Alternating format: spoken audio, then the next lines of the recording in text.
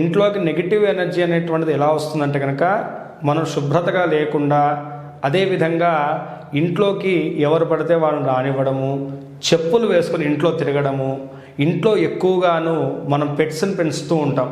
అక్కడ సరైనటువంటి శుభ్రతను మనం చూసుకోకపోవడం వల్ల ఫస్ట్ ఆఫ్ ఆల్ ఇంట్లో నెగిటివ్ ఎనర్జీ అనేటువంటిది పెరుగుతుంది.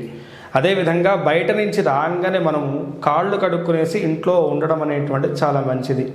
అదేవిధంగా ఎక్కువగా బూజు పట్టకుండా, దుమ్ము ధూళి లేకుండా ఎక్కువగా మనం ఇంట్లో శుభ్రతను చూసుకుంటూ ఉంటే కనుక ఇంట్లో నెగిటివ్ ఎనర్జీ అనేటువంటి తొలగిపోతుంది. అదేవిధంగా ఇంట్లో నిత్యము కూడాను శుభ్రతగా పసుపు నీళ్లు చల్లుకుంటూ, అదేవిధంగాను ధూపాన్ని వేయడం వల్ల కూడాను కనీసం శనివారం అన్నా సరే ఇంట్లో ధూపం వేయడం వల్ల ఇంట్లో ఉన్నటువంటి నెగిటివ్ ఎనర్జీ అనేటువంటి తొలగిపోతుంది. అమావాస్యకు ఒక్కసారైనా సరే ప్రతి మంత్లో వచ్చేటువంటి అమావాస్య రోజు ఇంటి గుమ్మానికి గుమ్మడికాయతో దిష్టి తీసి కొట్టేసి మరుసటి రోజు ఆ గుమ్మడికాయని తీసేయడం వల్ల కూడా ఇంట్లో ఉన్నటువంటి నెగిటివ్ ఎనర్జీ అనేటువంటి తొలగిపోతుంది.